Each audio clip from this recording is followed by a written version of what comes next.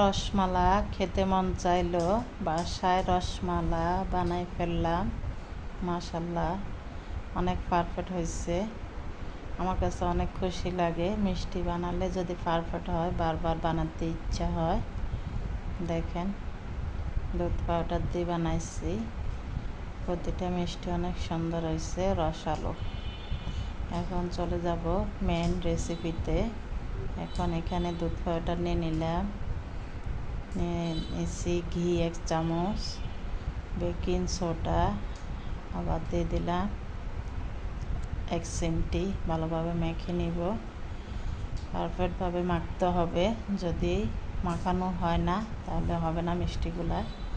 এখন ডিমটা দিয়ে মেখে নিলাম। এক হাতে কাজ করতেছি, আর হাতে ভিডিও করা ফুল দেখানো সম্ভব না, যতটুকু পারছি ততটুকু দেখাইলাম। এখন রেস্টে রেখে দিব।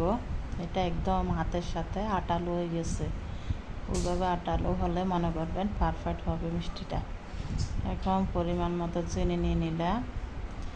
এখন এটা দুধ পাউডার, আমার কাছে গরুর দুধ নাই, সেই জন্য দুধ পাউডার দিলাম। এখন পরিমাণ মতো পানি দিয়ে ভালোভাবে হাত দিয়ে মিশ্রিত করে নিব। চাকগুলা ভেঙে নিব। এইভাবে মাখানো হয়ে গেছে। এখন চুলার উপরে বসে দিলাম।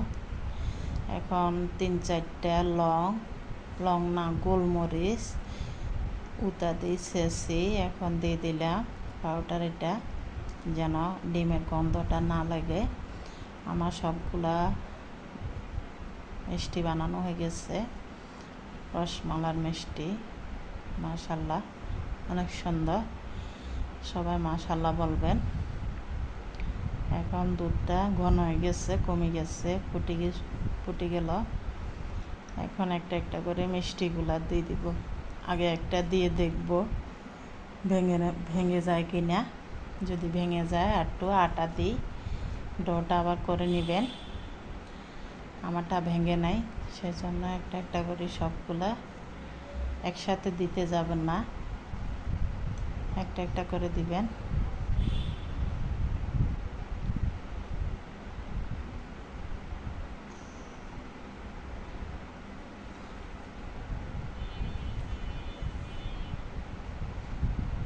সবগুলো দেওয়ার পরে একদম উপরের দিকে দুধগুলা ফুলে উঠবে, এটা লক্ষ্য রাখতে হবে। একটু ফাঁক ফাঁক করে দিতে হবে, ফুল স্পিডে করতে হবে, আগুন কমানো যাবে না।